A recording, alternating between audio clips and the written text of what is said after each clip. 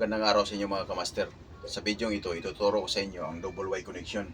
Pero bago ang lahat mga master, kung bago ka pa lang sa channel na ito, please paki-subscribe at i-hit ang notification bell para updated kayo sa sunod pang mga video. Once nakapag-subscribe ka master, saludo ako sa iyo dahil pinili mo ang channel na mapupulutan ng aral at magagamit mo sa hinaharap.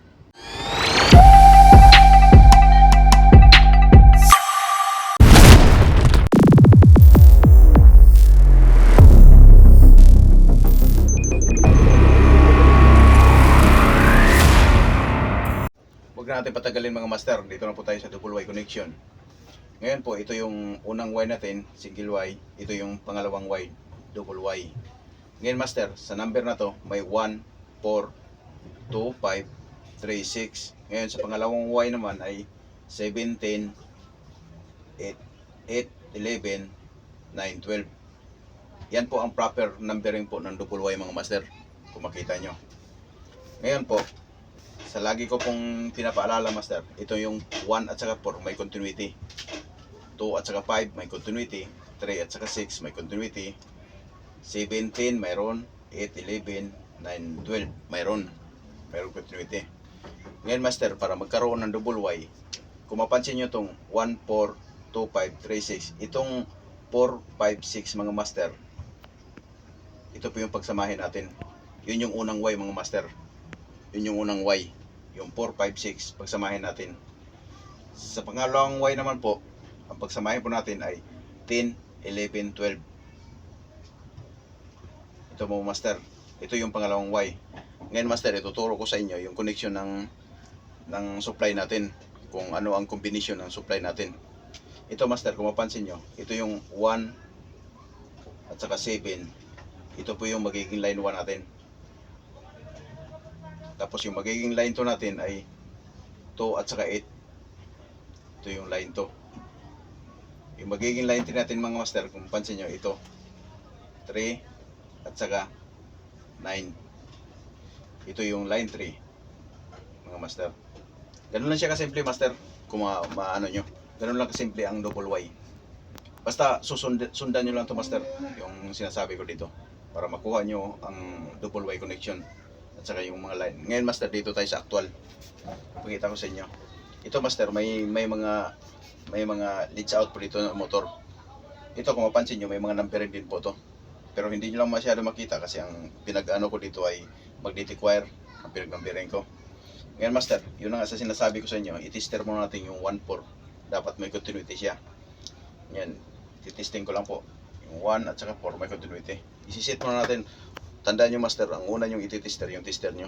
Kasi baka sumablay yung tester. Pag tester nyo ito, disablay na lahat. Kaya kailangan unahin mo natin tester ay tester. Ito master, kung mapansin nyo tumunog, ibig sabihin, may continuity po, okay po yung tester natin. Ngayon, ititester ko natin itong 1-4 para sigurado tayo na okay yung 1-4. 1, saka 4. Yan master, kung mapansin nyo, yan yung 1-4. Ngayon master, sa iba wala po yung continuity. 4 lang po yung mayroong continuity. Kasi kung may continuity yan sa ibang ano, kung may continuity sa iba, ibig sabihin nag-short na po to. Ibig sabihin, ang may continuity lang 1 at saka 4 lang. Ito po. Yan po, ito lang po, 1-4. Tapos 2-5 din, may continuity. 2-5 may continuity, 3-6 may continuity, 8-11, 17, 9-12. Ganun lang kadali master. Ngayon, i-actual ko sa inyo dito yung combination ng 4, 5, 6. Ito master. Ito yung 4, 5, 6. Ito. Ngayon master. Ito na po yung 4, 5, 6. Tapos pagkatapos yan master, maano nyo na, ma-connect nyo ng 4, 5, 6. Tipan nyo master para hindi magsama-sama. Ngayon master, pangalawang Y natin ay 10, 11, 12. Hanapin din po natin 10, 11, 12 dito. 10, 11, 12. Ito master. Kasamahin din natin.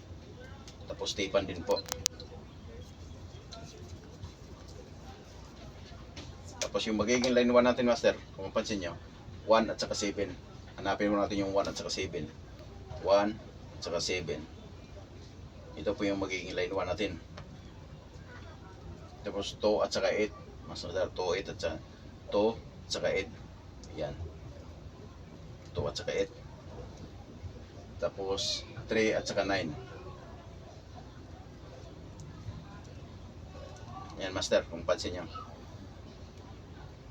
Ito po yung Y natin, yung tatlong combination na 4, 5, 6, 10, 11, 12. Itong dalawa na to. Tapos ngayon, ito pong linya natin. Line 1, line 2, line 3. Yan yung kapitan natin ng linya master. Yung tatlo na to. Ganun lang siya kadala master. O, napakasimple lang yun ng double Y. Kung sundan nyo lang tong sinasabi ko. 100% po na talagang matututo kayo at matututo kayo dito. Ngayon master, kung bago ako magtapos, paalala ko lang sa inyo na huwag nyo kalimutan mag-subscribe at i-hit ang notification bell para updated kayo sa sunod pa natin mga video na mapupulutan ng aral at sa mga gamit sa harap at sa makapag-share din kayo sa ibang knowledge nyo sa iba.